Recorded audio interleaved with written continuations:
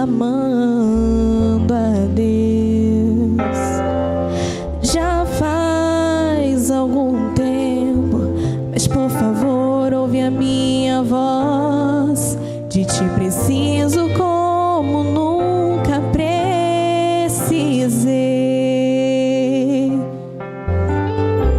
Às vezes é preciso uma montanha, às vezes um mar agitado, às vezes é preciso um deserto pra me manter ao teu lado. Teu amor é muito mais forte do que qualquer luta que eu enfrente.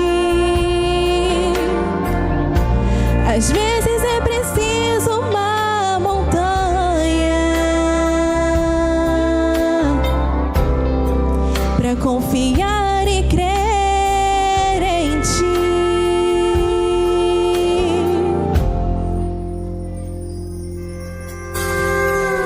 Perdoa-me, Jesus. Pensei que eu poderia controlar o que quer que a vida trouxesse a mim, mas devo admitir que isso só me fez chorar. De ti preciso e nunca vou me envergonhar.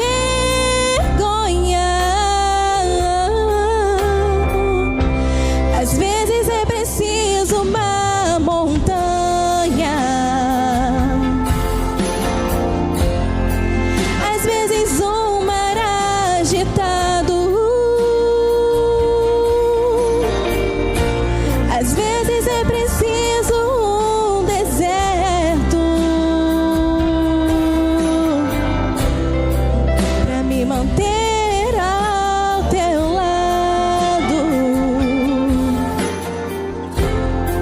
Teu amor é muito mais forte do que qualquer luta que eu enfrente. Às vezes é preciso uma montanha pra confiar e crer em ti. Às vezes é preciso uma montanha pra confiar e crer em ti.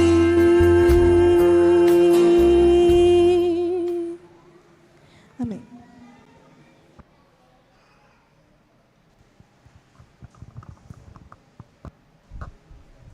Feliz sábado. Eu gostaria de chamar aqui na frente o pastor Moisés. Ele também é secretário da associação. Está acompanhado da sua esposa Silvana e da sua filha Esther. Se coloca de pé para toda a igreja dar uma saudação. Nesse momento está a palavra. Nosso irmão nosso pastor Moisés.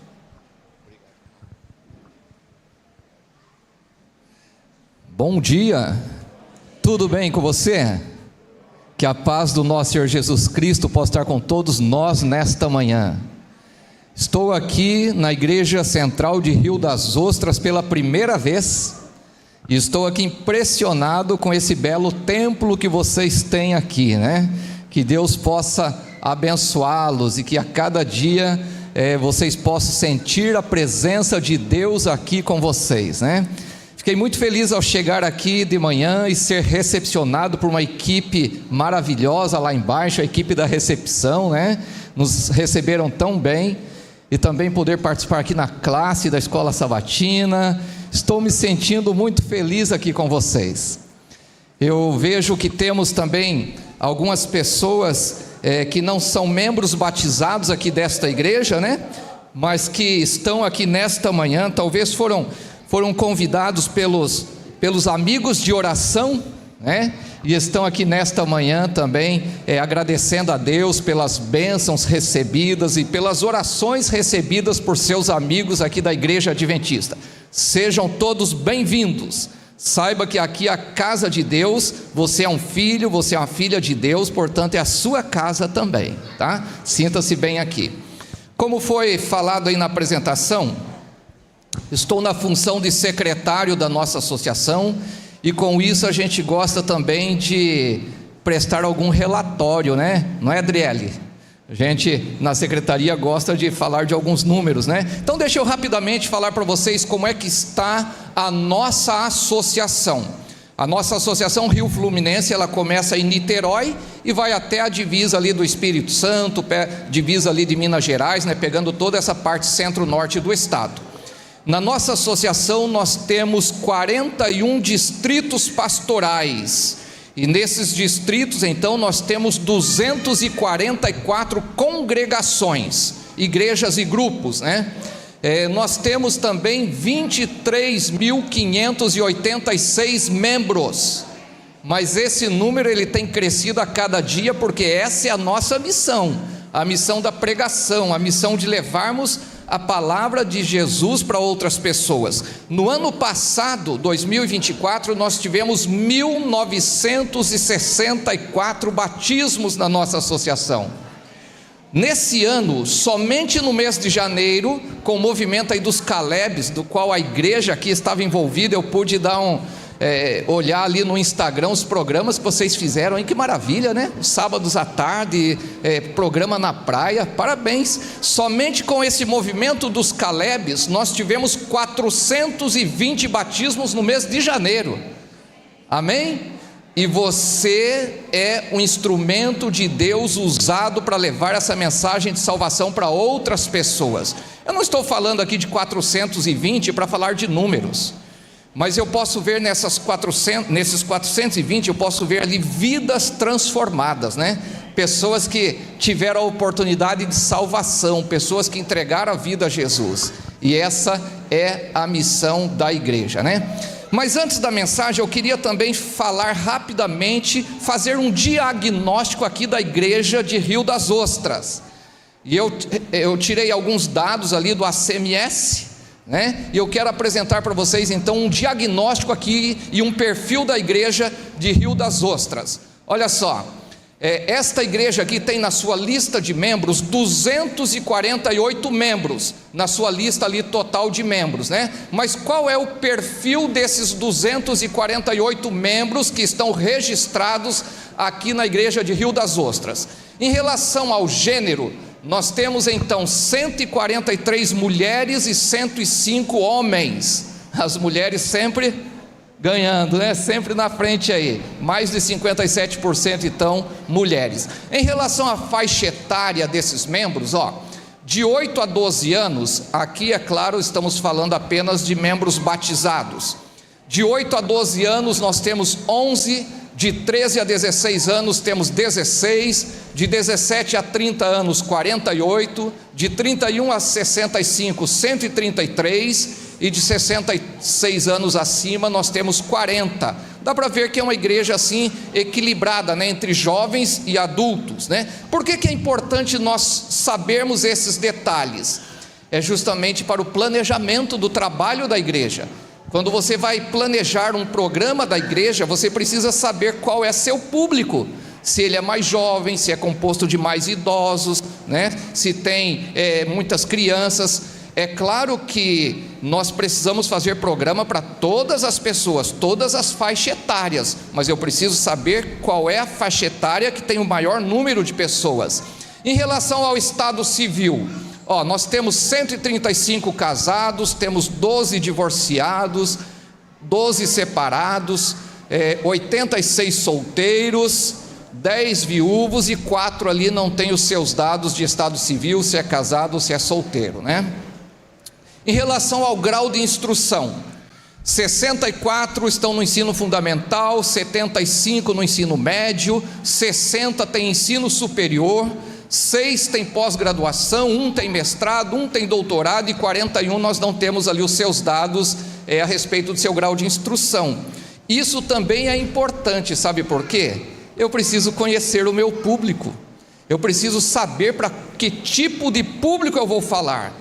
Porque se eu tenho uma igreja onde a maioria dos membros só tem ali ensino fundamental, né, ou ensino médio, eu vou usar uma linguagem. Se eu tenho uma igreja em que a maioria das pessoas tem um ensino superior, eu vou usar outra linguagem.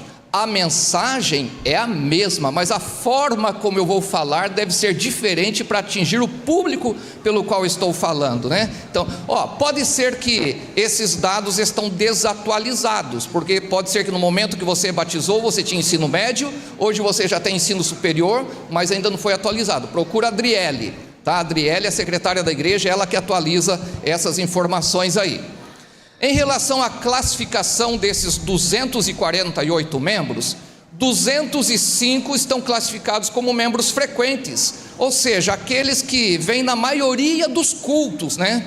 E quando nós vamos para uma comissão de nomeações para escolher os líderes da igreja, é essa lista que a gente trabalha, dos membros frequentes.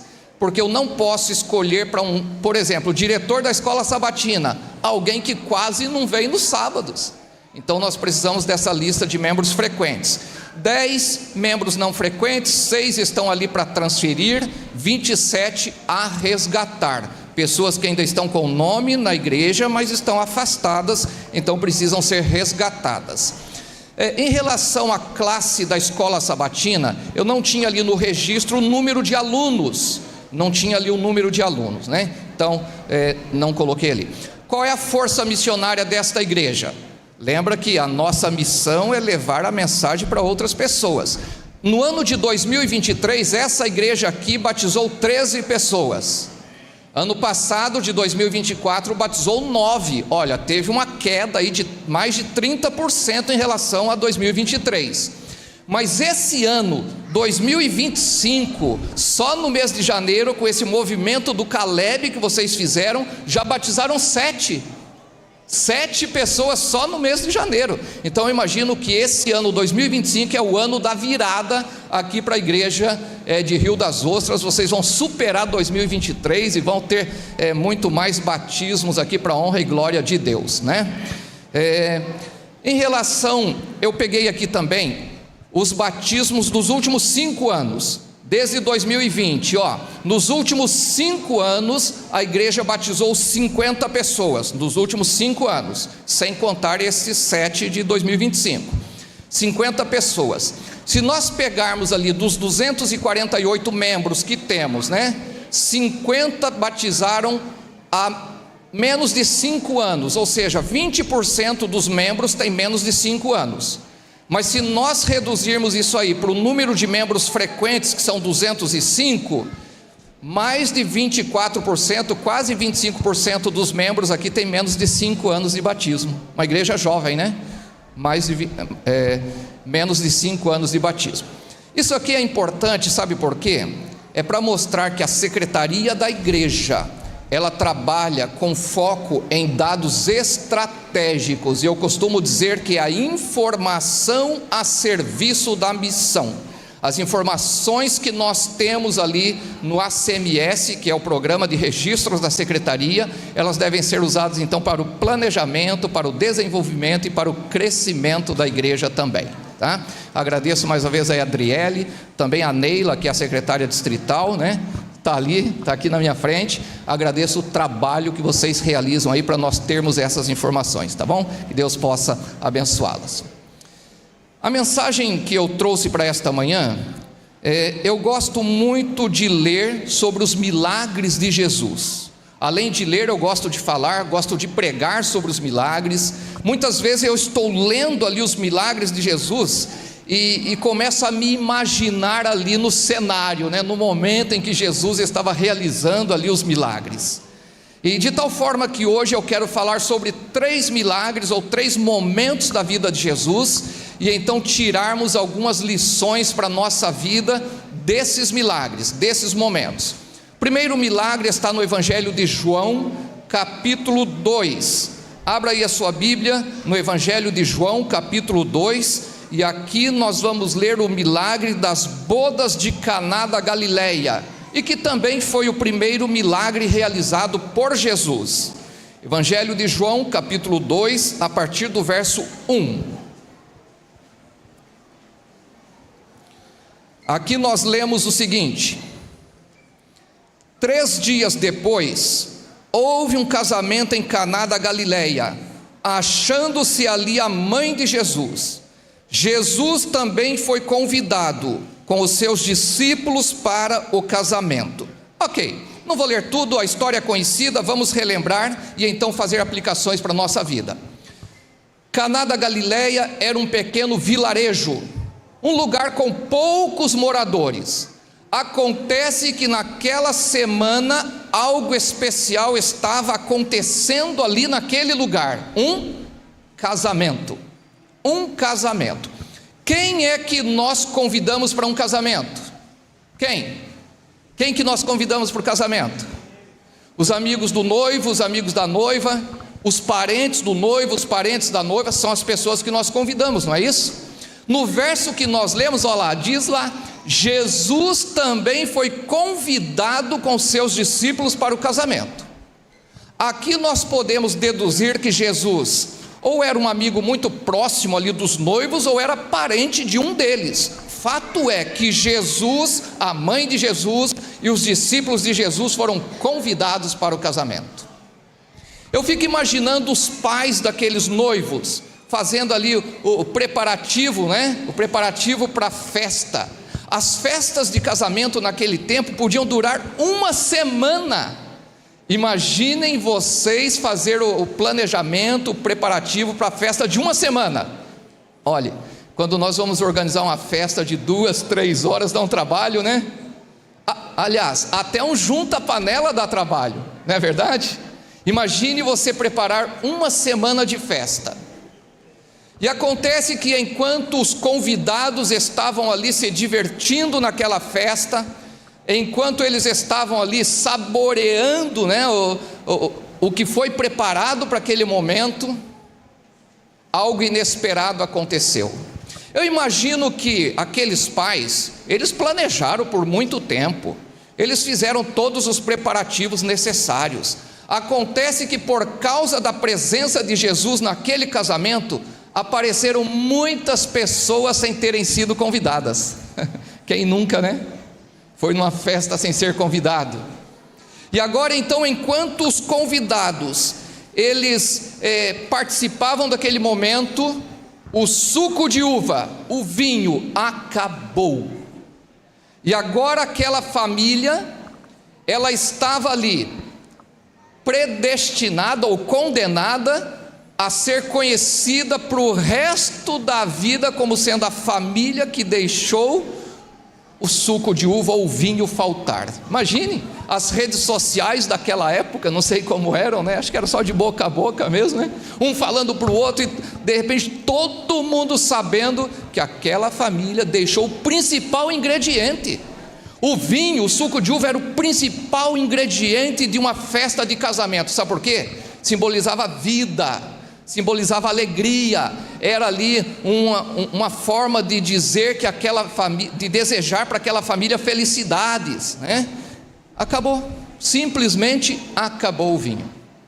A mãe de Jesus chama ele, relata o que está acontecendo, e agora então ela chama os servos e diz assim para os servos: façam tudo o que ele mandar, façam tudo o que ele mandar. E às vezes me perguntam por aí se eu acredito em Maria. Eu digo assim: não somente acredito, como obedeço. Claro, o que foi que Maria disse? Façam tudo o que ele mandar, faça tudo o que Jesus mandar, e nós devemos obedecer essa ordem também, fazer tudo o que Jesus mandar. Jesus dá ordem, os servos enchem as talhas com água, 6 talhas de pedra, eles enchem até a borda. E agora Jesus, sem levantar um dedo sequer, sem fazer nenhum grande estardalhaço, Jesus transforma aquela água em vinho. Jesus transforma aquela água no mais puro suco da uva. E diz assim: vão lá e levem para o mestre Sala. Quem era o mestre Sala? O mestre Sala era o responsável da festa. talvez ali o cerimonialista, né? E os servos vão, levam aquele suco, o mestre-sala experimenta e ele fica assim admirado e diz assim: não estou entendendo o que vocês fizeram. Normalmente nós servimos primeiro o vinho, o bom vinho, e depois que as pessoas já estão aí satisfeitas, a gente serve o vinho inferior. Vocês fizeram o contrário, guardaram o melhor vinho para o final. E o texto diz assim, ó: porque ele não sabia de onde tinha vindo. Quando nós vamos a uma festa de casamento e levamos um presente, como é que nós fazemos normalmente? Um embrulho bem bonitinho, né? Escreve ali um cartãozinho e dá para os noivos. Por quê? Para quando eles chegarem em casa, eles forem abrir, eles saberem que foi você que deu, não é assim? Agora, quando o presente é caro, quando o presente é bom, a gente escreve um bilhete maior, né? Para não correr o risco dele pensar que foi outra pessoa. Mas eu quero fazer uma pergunta, irmão, e quero que o senhor guarde ela para mim para o final, pode ser? No final a gente vai voltar nessa pergunta: por que Jesus deu o melhor presente e não se identificou? Por que Jesus deu o melhor presente e não se identificou? O texto diz, ele não, que o mestre-sala, né, não sabia de onde tinha vindo. Vamos ao segundo texto. Evangelho de Marcos, capítulo 5, a partir do verso 25. Marcos, capítulo 5, a partir do verso 25. Marcos capítulo 5, verso 25, diz assim: aconteceu que certa mulher, que havia 12 anos, vinha sofrendo de uma hemorragia, e muito padecera à mão de vários médicos, tendo despedido tudo quanto possuía, sem contudo nada aproveitar, antes, pelo contrário, vindo a pior. Ok, vamos relembrar aí o texto. Ela havia nascido e crescido como todas as meninas da sua época, brincando de boneca, ajudando a mãe nos afazeres domésticos, indo para a escola. Mas ao virem as regras femininas, elas não cessaram no tempo certo. E agora aquela mulher, ela convivia 12 anos com uma hemorragia, 12 anos sofrendo de uma enfermidade, de um sangramento. Essa enfermidade já havia levado toda a sua saúde embora.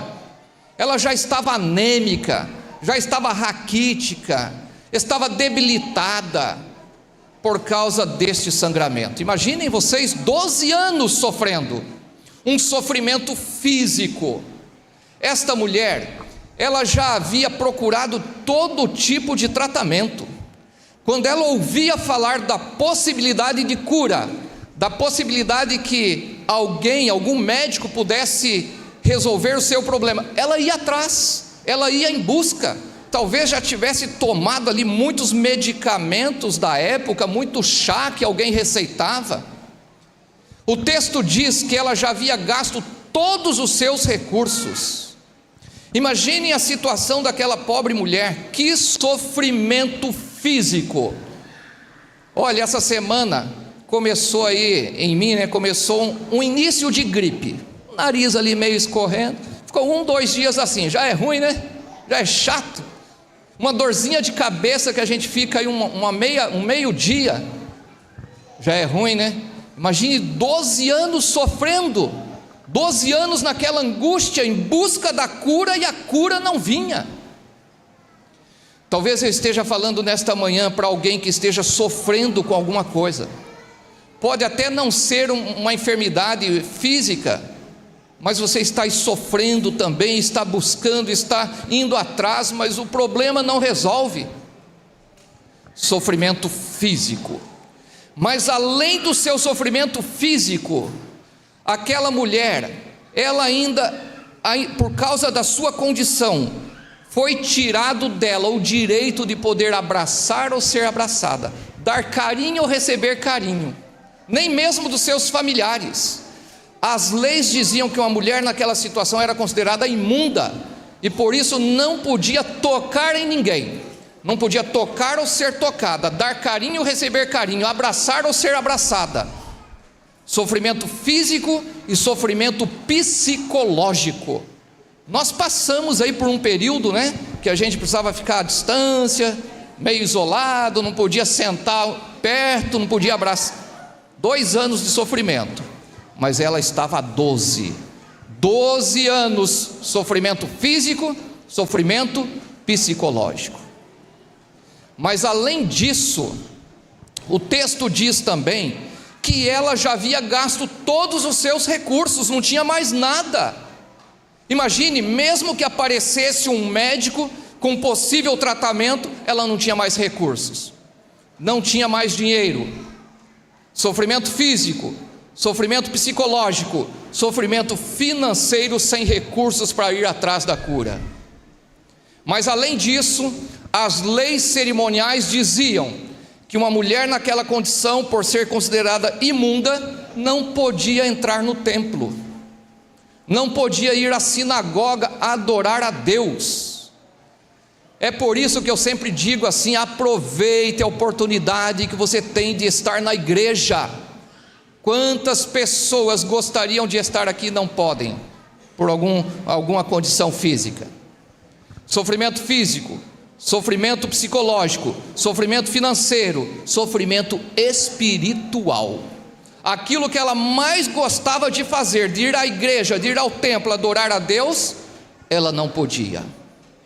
Um dia ela ouviu falar sobre Jesus, os milagres que Jesus realizava, as curas que ele fazia, e ela então pensou: olha, essa pode ser a minha última oportunidade, a minha última esperança, e Jesus estaria desembarcando na sua cidade.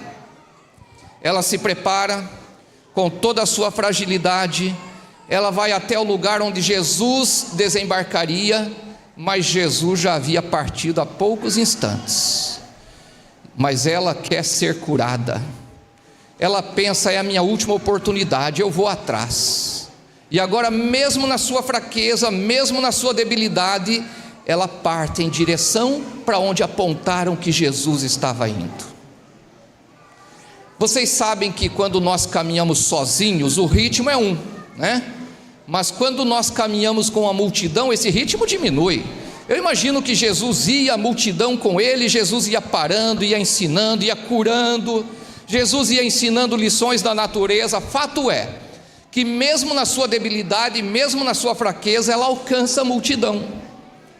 E agora, ao alcançar a multidão, ela pensa assim: eu preciso ir até Jesus, eu preciso que ele me cure, é minha última chance, minha última oportunidade. E então aquela mulher, ela começa a se infiltrar pelo meio da multidão, pede licença para vai avançando, passos lentos, correndo risco ali de cair, ser pisoteada pelas pessoas.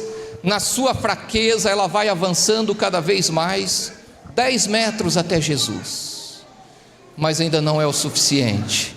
Ela tenta, se aproxima, ela vai em busca daquilo que ela quer se ver livre da sua enfermidade. 5 metros até Jesus, ela já pode ouvir a voz de Jesus, e ela vai avançando e avançando, mas chega um momento em que ela não consegue mais, ela não consegue mais avançar. As pessoas se fecham, talvez até mesmo os próprios discípulos, na ânsia de querer proteger Jesus, eles blindam Jesus das pessoas, e ela tenta, mas não consegue avançar mais. E agora então, num ímpeto de fé que somente o Espírito Santo pode dar, ela pensa assim: se eu ao menos tocar nas vestes dele, eu ficarei curada. Quem foi que disse isso para essa mulher? Onde foi que ela viu um relato que se alguém tocasse nas vestes de Jesus ficaria curada? Sabe, algumas impressões somente o Espírito Santo de Deus pode colocar na nossa mente e no nosso coração. E agora aquela mulher com seu braço franzino, debilitada, ela estica o máximo que ela consegue, toca nas vestes de Jesus. No momento que ela toca, o milagre acontece. Nenhum sangramento mais, ela está curada. A cor da saúde volta a estampar a sua face, não está mais anêmica.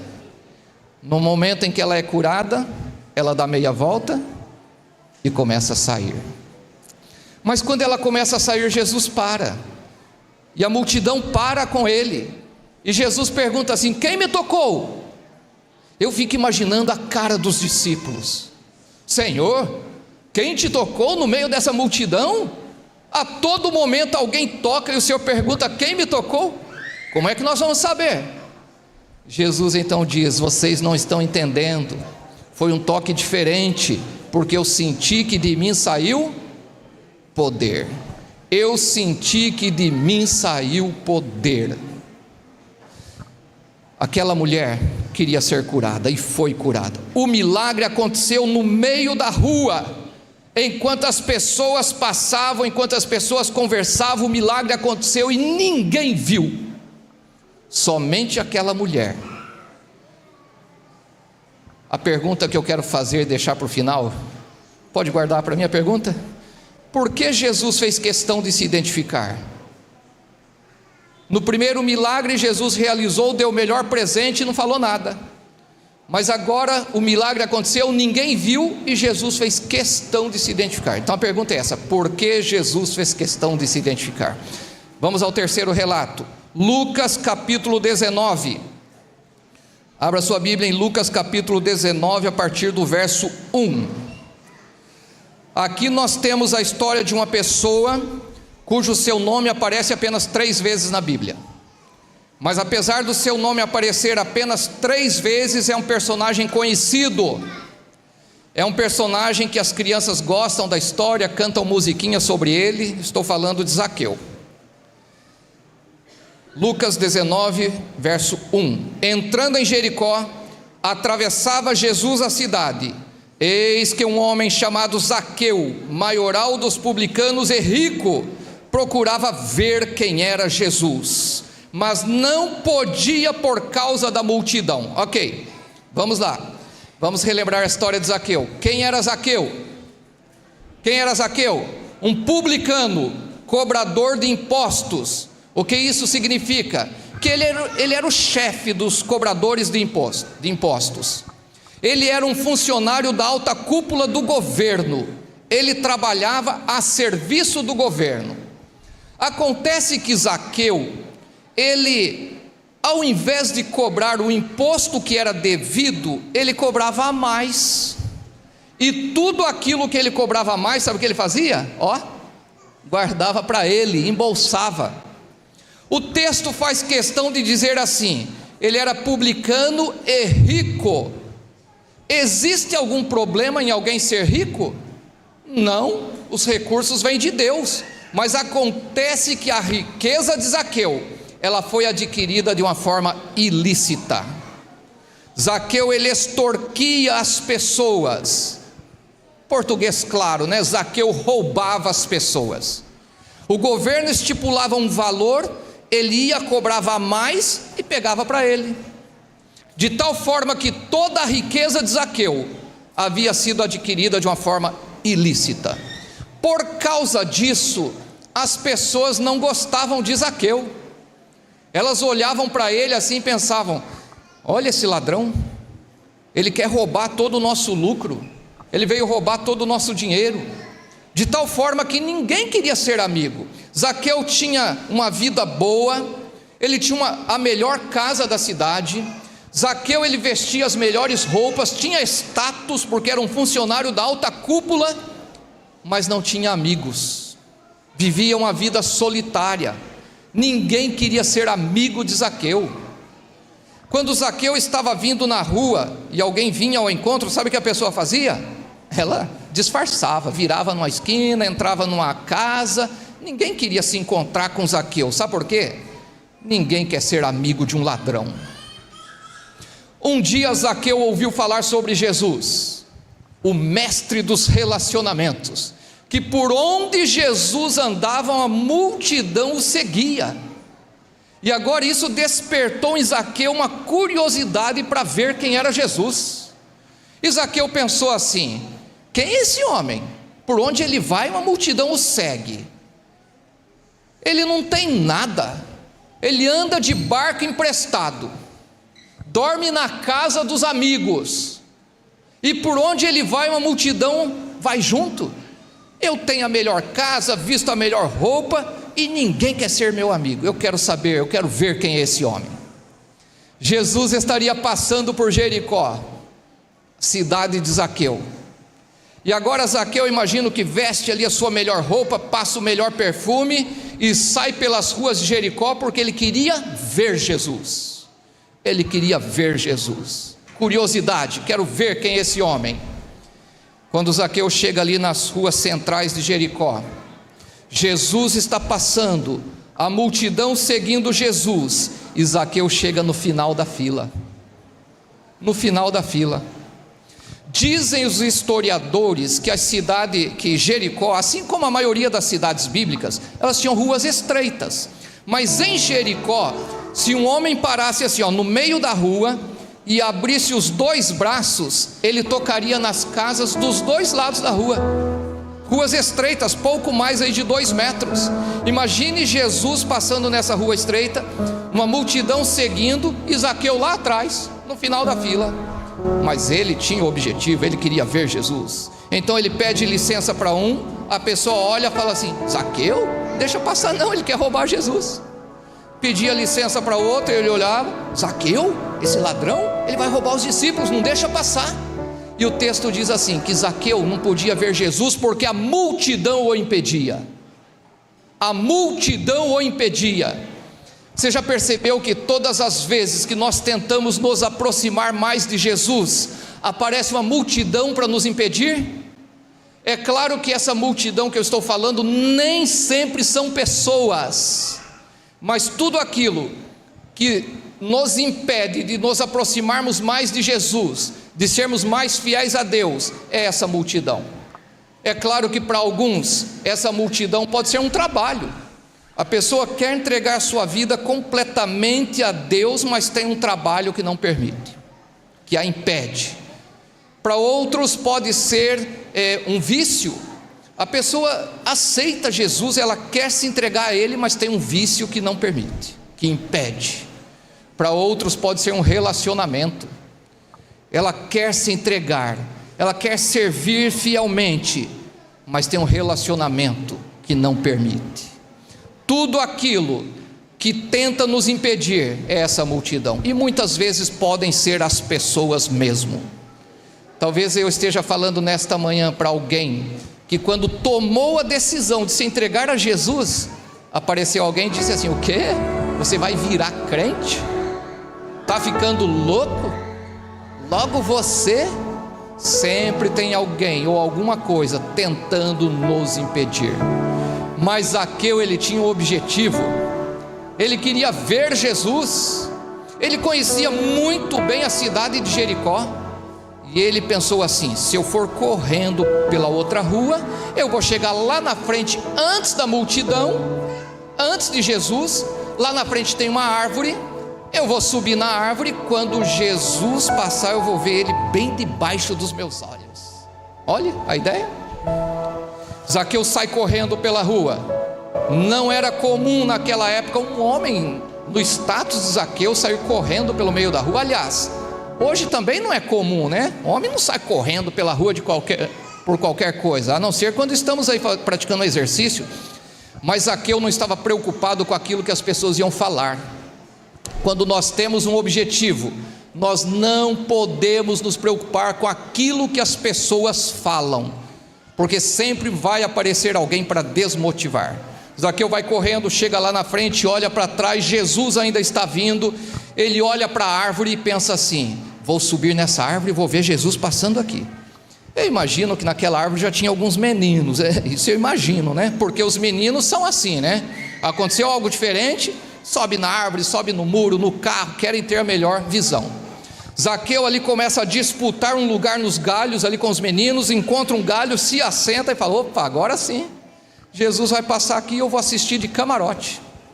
Jesus está vindo, Zaqueu já pode ouvir a voz de Jesus. Jesus se aproxima cada vez mais. Quando chega embaixo da árvore, Jesus para. Eu imagino que quando Jesus parou, Zaqueu abriu um sorrisão. O quê? Ele parou aqui? Agora, ó, eu estou aqui, não deixaram eu passar, eu estou aqui sentadão e está todo mundo em pé lá, estou na melhor posição. Mas Jesus não apenas para, ele para e olha para cima. Quando Jesus olha para cima, eu imagino que Zaqueu tremeu todo. O quê? Ele me viu aqui? Que vergonha, eu, Zaqueu, em cima da árvore. Jesus não apenas olha, mas ele diz assim: Zaqueu. Quando Jesus diz Zaqueu, eu imagino que ele quase caiu do galho. O quê? Ele me conhece, ele sabe o meu nome, agora ele vai dizer para todo mundo o que eu faço. Jesus vai dizer para todas essas pessoas que eu sou ladrão. Jesus vai contar para todas essas pessoas que eu roubo eles. Mas Jesus não faz isso. Jesus não expõe o pecado das pessoas. Quem faz isso é o inimigo, é Satanás que expõe. Quando Satanás tenta, ele diz assim: pode ir lá, ninguém vai ficar sabendo.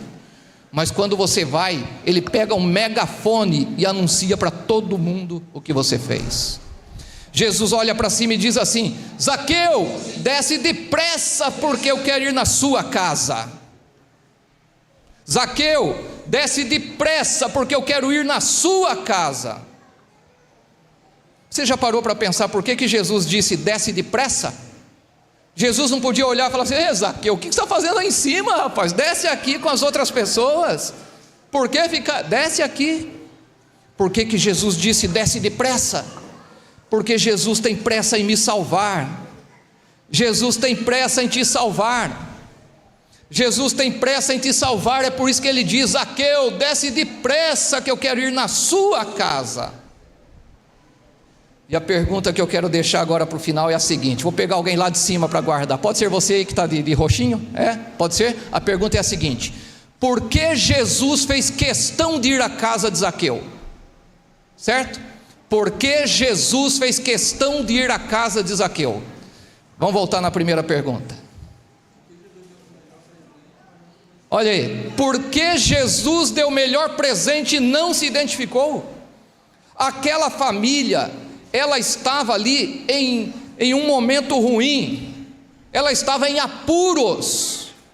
Jesus dá o melhor presente daquela festa, dá o melhor presente do casamento e não fala nada, não se identifica. Aquela família estava em apuros, mas onde Jesus está, ninguém fica em apuros. Onde Jesus está, ele não deixa ninguém em apuros. A diferença é que aquela família convidou Jesus para estar ali. Convide Jesus para estar presente na sua vida, e você não ficará em apuros. Jesus não precisava falar nada, que ele havia realizado o milagre. Sabe por quê? Milagre só acontece na presença de Jesus. Os milagres só acontecem se Jesus estiver presente. É somente Jesus que pode realizar os milagres. Por isso Jesus não precisava sair pelo salão dizendo assim: gostou do vinho? Fui eu que fiz. Ei, gostou aí do vinho? Era água, eu que transformei em vinho. E você, gostou do vinho? Fui eu que fiz o milagre. Jesus não precisa sair dizendo para ninguém que ele realizou o milagre, porque milagres somente Jesus pode realizar. Não tem nada e nem ninguém, não tem copo de água mágico que vai fazer milagre na sua vida. É somente Jesus.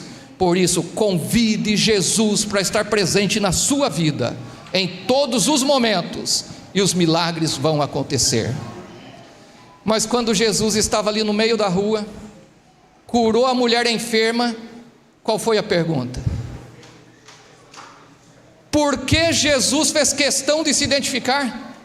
Parece que aqui nós temos uma contradição do primeiro milagre. No primeiro milagre Jesus realiza, todos naquela festa experimentam do milagre que Jesus realizou, ele não fala nada. Ele não fala nada. Agora o milagre acontece, a mulher é curada no meio da rua, ninguém viu, somente a mulher. e Jesus para a multidão para dizer que acabou de realizar um milagre. Não parece uma contradição? Mas aquela mulher, ela saiu de casa naquele dia porque ela queria receber a cura física, ela queria se ver livre do seu mal. E quando Jesus pergunta: quem me tocou?, ela, amedrontada, tremendo, se lança aos pés de Jesus e diz assim: Senhor, fui eu que te tocou, fui eu quem te tocou. Jesus olha para aquela mulher e diz assim: filha, filha. Sabe por que Jesus usa esse termo, filha? Jesus usa para dizer assim: eu te recoloco no seu lugar na sociedade, eu te devolvo o status de mulher, eu te devolvo o status de mãe. Filha, você tem valor. Ele diz assim: filha, vai-te em paz, a tua fé te salvou. Aquela mulher, ela queria apenas a cura física, mas Jesus para aquela multidão para dizer que além da cura física, Ele quer dar a cura espiritual, Ele quer dar a salvação. É isso que Deus quer oferecer para mim e para você. Deus tem muito mais para oferecer, além das bênçãos materiais. Deus tem muito mais para oferecer, além da cura física. Deus quer nos dar a salvação. Filha, vai-te em paz, a tua fé te salvou. Muitas vezes nós vamos até Jesus apenas em busca de bênçãos materiais. Só vamos até Jesus quando estamos com uma enfermidade e queremos a cura. Jesus tem muito mais para nos dar. Ele quer nos dar a salvação. Terceira pergunta, lá em cima para mim, lá na galeria. Qual foi a terceira pergunta mesmo? Você aí de roxinho? Dá uma cutucadinha nela aí. Qual foi a pergunta que você guardou para mim? Qual foi a pergunta? Isso. Por que Jesus fez questão de ir à casa de Zaqueu? Por que Jesus fez questão de ir à casa de Zaqueu? Jesus estava pregando, ensinando, curando no meio da rua, mas agora ele olha para Zaqueu e fala: Zaqueu, eu quero ir na sua casa. Zaqueu saiu de casa naquele dia porque ele queria ver Jesus, e tudo o que ele queria, ele já estava realizando, que ele só queria ver Jesus. Mas quando Jesus diz assim: Zaqueu, eu quero ir na sua casa, em outras palavras, Jesus está dizendo: Zaqueu, é só isso que você quer? Ficar me olhando aí de cima? É só esse relacionamento superficial, Zaqueu? Isso não basta. Isso não basta, Zaqueu. Eu quero ir na sua casa. Esse relacionamento superficial, esse relacionamento à distância não é suficiente. O fato de eu ser pastor não quer dizer que eu tenho salvação garantida. O fato de você ser líder aqui na igreja não quer dizer que você tem salvação garantida. Não é só porque você veio na igreja hoje que você tem salvação garantida. Jesus diz assim: isso é superficial. Eu quero ir na sua casa. Eu quero ter um relacionamento mais pessoal. Eu quero ter um relacionamento mais íntimo. Eu quero comunhão. É isso que Deus espera de mim e de você, que nós tenhamos esse momento de intimidade com Ele, de comunhão, de devoção. É por isso que fizemos aí 10 dias de oração, para criar esse hábito. Jesus está indo para a casa de Zaqueu, e as pessoas começam a dizer assim: o quê? Ele vai na casa desse ladrão? Jesus vai comer com esse pecador? Percebem que as pessoas criticam até o próprio Jesus? Será que elas não vão me criticar? Será que elas não vão te criticar? Claro que vão. Mas Jesus não se importa com o que as pessoas estão falando. Ele tinha um objetivo. Jesus vai à casa de Zaqueu. Quando eles entram, começa ali uma conversa, e Zaqueu diz assim: Jesus, o senhor viu aqueles camelos lá fora? Viu os carros? O senhor está vendo essa casa bonita, esses móveis? Está vendo essa minha roupa? Senhor, tudo isso eu adquiri ilicitamente. Eu só tenho isso porque eu roubei das pessoas. Mas Senhor, eu estou arrependido. Não quero mais praticar isso. Não vou mais roubar as pessoas. E tem mais, eu vou devolver tudo aquilo que eu roubei. Quando Zaqueu confessa os seus pecados, se arrepende, diz que não vai mais praticar e promete restituir, Jesus diz assim: hoje houve salvação nesta casa, porque o Filho do Homem veio buscar e salvar o perdido. Eu acho interessante estas palavras de Jesus. Jesus podia dizer assim: parabéns, Zaqueu, pela sua atitude, parabéns pela sua confissão, você está salvo. Mas Jesus disse assim: hoje houve salvação nesta casa.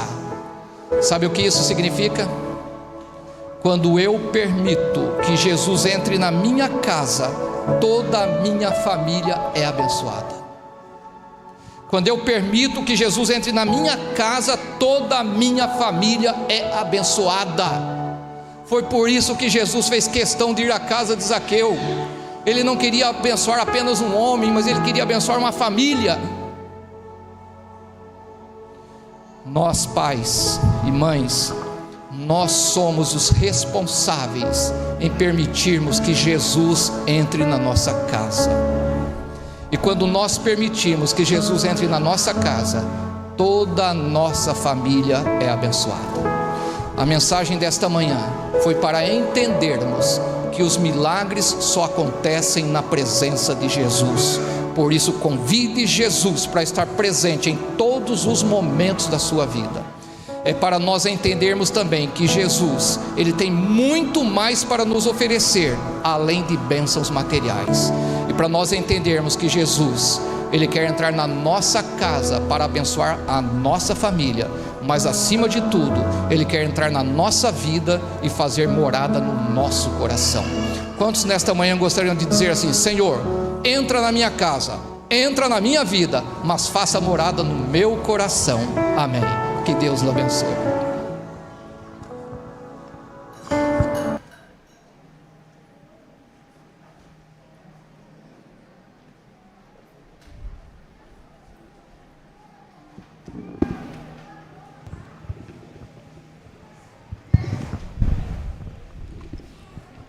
Se é seu desejo receber Cristo no seu coração, fique em pé, vamos cantar a música Restaura.